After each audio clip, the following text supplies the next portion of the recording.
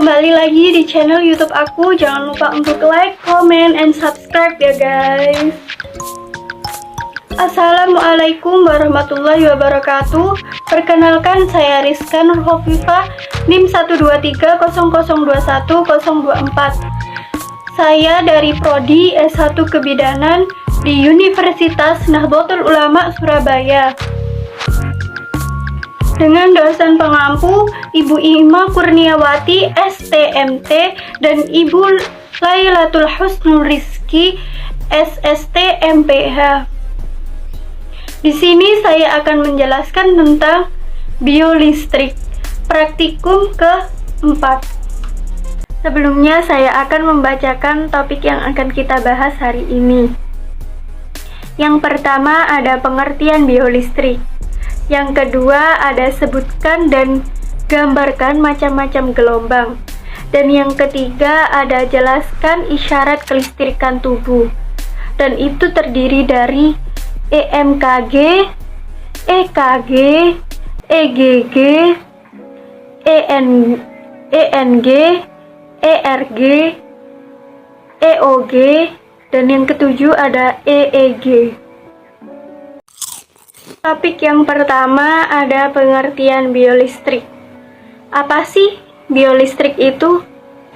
Biolistrik adalah energi yang dimiliki oleh setiap manusia yang bersumber dari ATP atau adenosin triphosphate, di mana ATP ini dihasilkan oleh salah satu energi yang bernama mitokondria melalui proses respirasi sel. Biolistrik juga merupakan fenomena sel. Biolistrik adalah daya listrik hidup yang terdiri dari pancaran elektron yang keluar dari setiap titik tubuh atau titik energi dan muncul akibat adanya rangsangan penginderaan. Topik yang kedua yaitu sebutkan dan gambarkan masing-masing gelombang. Berikut adalah gambar gelombang arus listrik. Yang pertama ada gelombang arus bolak-balik atau sinusoidal. Yang kedua ada gambar arus setengah gelombang. Yang ketiga ada gambar arus setengah penuh. Yang keempat ada gambar arus searah murni. Dan yang kelima ada gelombang Faradik.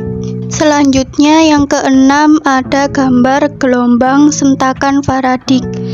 Yang ketujuh ada gambar gelombang sentakan sinusoidal. Yang kedelapan ada gambar galvanik yang interruptus. Dan yang terakhir yang kesembilan ada gambar gelombang arus gigi gergaji. Topik yang ketiga yaitu menjelaskan isyarat kelistrikan tubuh. Yang pertama ada EMG. EMG singkatan dari elektromiografi atau elektromiogram atau elektromiografi yang disingkat dengan EMG. Merupakan tes untuk memeriksa kondisi otot dan sel-sel saraf yang mengontrolnya atau neuron motorik.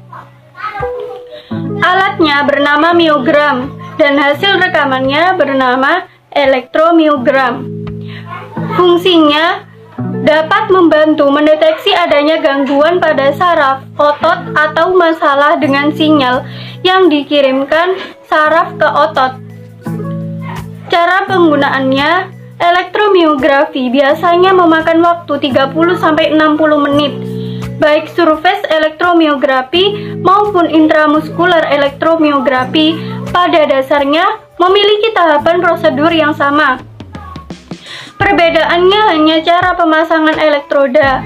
Pemeriksaan EMG terdapat dua cara, yakni invasif dengan elektroda jarum dan non-invasif yang menggunakan elektroda tempel atau surface electrode.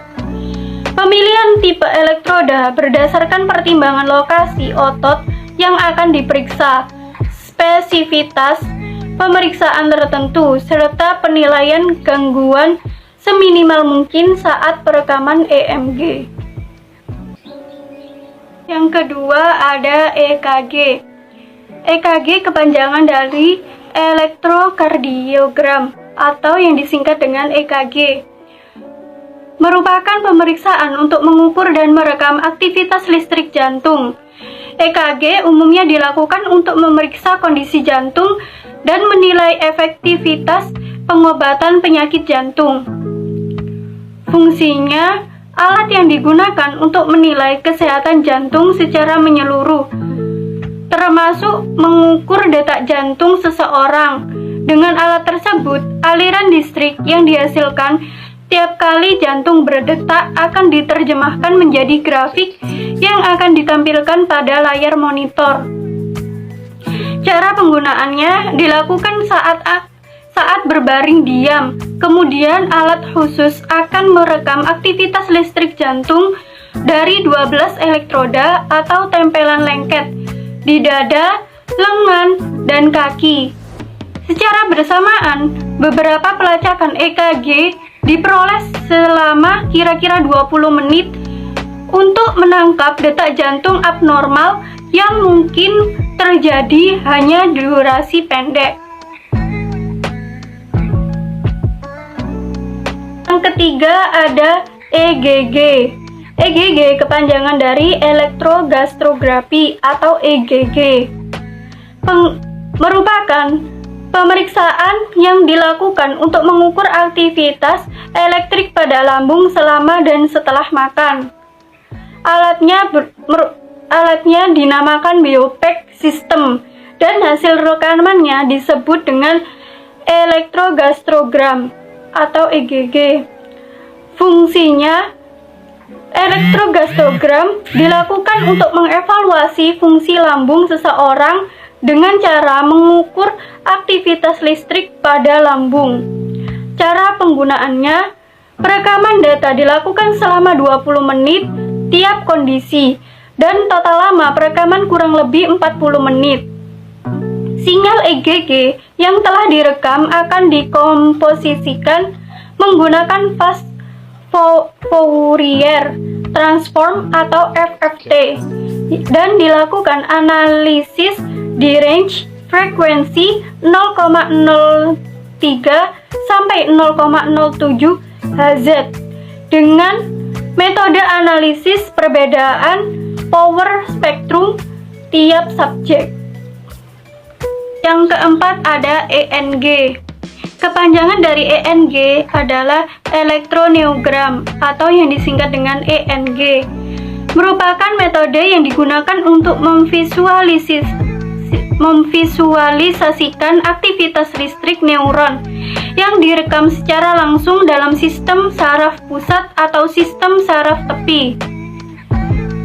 Fungsinya untuk mengetahui keadaan lingkungan refleks, mengetahui kecepatan konduksi saraf, motoris, dan sensoris, serta untuk menentukan penderita miastenia gravis. Cara penggunaannya, aktivitas listrik yang dihasilkan oleh neuron dicatat oleh elektroda dan dikirim ke sistem akuisisi yang biasanya memungkinkan untuk memvisualisasikan aktivitas neuron. Setiap garis vertikal di elektroneugram merupakan salah satu potensial aksi saraf. Yang kelima ada ERG, kepanjangan dari elektroretinogram atau yang disingkat dengan ERG. Merupakan tes mata yang mengevaluasi fungsi retina, film yang melapisi bagian dalam mata. Uji ERG membantu mendiagnosa penyakit pada retina. Fungsinya untuk mencatat bentuk kompleks potensial biolistrik yang terdapat pada retina mata yang dikerjakan melalui rangsangan cahaya pada retina. Cara penggunaannya, sistem kerja pada uji ERG, pasien akan memakai tambalan mata dan duduk dalam ruangan gelap selama 30 menit. Kemudian, peneliti akan menempelkan elektroda ke dahi pasien dan tidak menimbulkan rasa sakit Begitu juga semua penggunaan elektroda dalam tes ini. Yang keenam ada EOG. EOG kepanjangan dari elektrookulogram atau yang disingkat dengan EOG. Merupakan suatu pengukuran atau pencatatan berbagai potensial pada kornea retina sebagai akibat perubahan posisi dan gerakan mata. Fungsinya untuk mencatat atau mengukur berbagai potensial pada kornea retina sebagai akibat perubahan posisi dan gerakan mata. Cara penggunaannya, sistem kerja pada pengukuran ini, sepasang elektroda dilekatkan di kedua sisi mata.